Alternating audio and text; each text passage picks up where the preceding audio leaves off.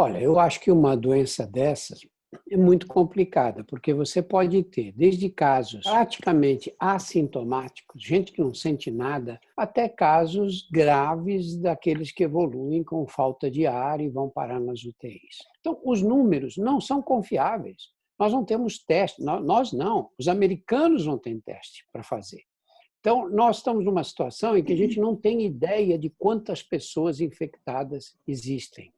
Não temos a menor ideia. Essa coisa de dizer tem 30 para cada diagnóstico, tem 20, estamos no escuro completamente. Essas previsões não têm nenhuma precisão científica. Mas eu acho que dentro desses testes, a gente precisa entender, porque isso virou um modismo. Nós vamos importar 500 mil testes, 1 milhão de testes, é importante porque a subnotificação, a gente precisa entender o motivo da realização do teste. O teste pode ser usado para diagnóstico, quando existe uma dúvida de qual gripe que o paciente tem, se é H1N1, o Covid-19, o teste pode ser feito como um mapeamento epidemiológico para saber quem está imune, até como objetivo de uma pergunta que cabe em todos os debates, até quando que vai o confinamento?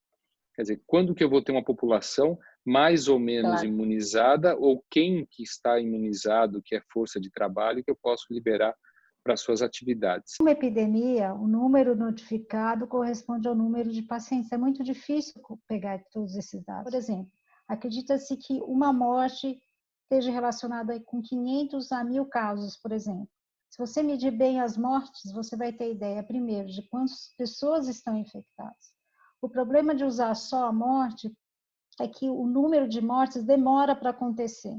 Então, ela tá te mostrando quantas pessoas estavam infectadas 15 dias antes, e não exatamente naquele momento. É isso que eu ia te quando você tomar uma iniciativa, quando você fizer alguma medida para tentar diminuir, o que vai acontecer é que você só vai ver a resposta àquela medida depois de 15 dias. Se você medir sistematicamente, olhar a curva das mortes, quando você mudar hoje alguma coisa para tentar diminuir esse número de mortes, você não vai ver essa mudança no dia seguinte. Você só vai ver aquilo que você atuou daqui a 15 dias. Dá uma apresentação totalmente diferente. É um vírus que provavelmente, muito provavelmente, chegou para ficar. Então, a questão de todos nós vamos ou não se infectar, provavelmente vamos. A questão é saber quando que a gente vai se infectar, né? Então, uma questão importante é aquilo que o Ministério da Saúde toda hora fica falando, fiquem em casa para a gente achatar a curva, né? O tal do achatamento da curva. E também, naturalmente, para os grupos de mais risco, bom, a gente pode não se infectar este ano. Vamos ter o vírus circulando o ano que vem? É uma outra pergunta. Ninguém sabe, né?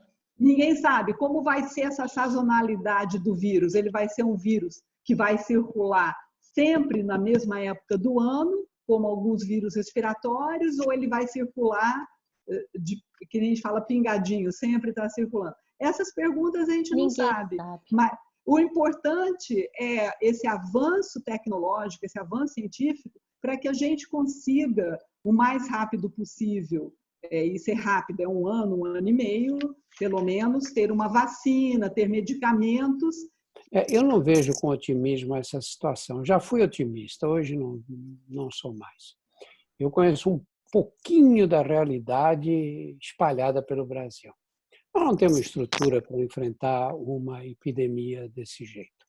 Quando eu vejo as imagens de Nova York, imagina Manhattan, né, o centro de Nova York, cidade mais rica do mundo, olha o que eles estão passando lá. Isso é uma doença que dá dispneia, e essa dispneia é crescente. Eu morro de medo disso, morro de medo, porque nós estamos pagando agora o preço da desigualdade social. A gente sabe, o país é muita desigualdade, nunca encaramos isso com naturalidade. O Brasil é assim, tem grande desigualdade. Agora nós vamos pagar esse preço. Vamos pagar o preço de termos feito Copa do Mundo aqui, construindo esses estádios, que agora nós estamos transformando em quê? Em hospitais. É uma irresponsabilidade social absurda no Brasil. Ainda bem que nós temos o SUS, o vilipendiado SUS, que todo mundo xinga, diz que não serve para nada, que as pessoas ficam na porta do pronto-socorro. Imagina agora que não tivesse SUS. Nós estamos numa situação de guerra. Eu, às vezes, vejo as pessoas dizendo: ai, que vontade, estou louco para voltar à minha vida normal. Esquece! Sua vida normal não vai existir por muito tempo. Não vai ser normal, porque não poderá ser.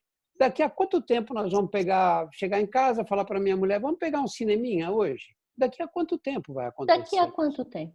Não tem ideia, ninguém tem ideia.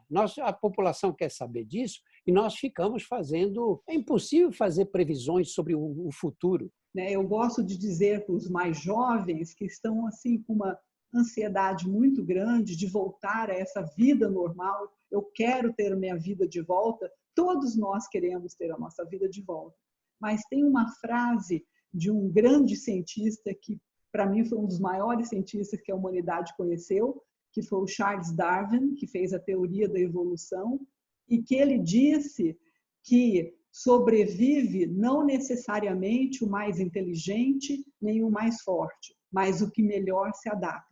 Nós estamos numa fase de adaptação. Nós temos que nos adaptar a essa nova realidade e cada um de nós fazer a sua parte. Mas não existe epidemia que não tenha terminado. Essa é a primeira mensagem que a gente tem que dar. Seria inusitado que a gente tivesse uma epidemia viral que ficasse para sempre ou que ficasse com uma grande intensidade o tempo todo.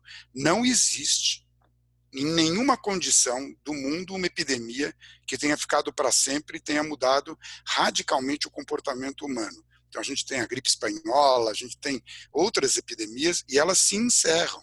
Elas se encerram na medida em que as pessoas vão desenvolvendo imunidade, a epidemia vai se esvaindo e a gente volta a uma situação de normalidade em relação ao enfrentamento desse vírus. Qual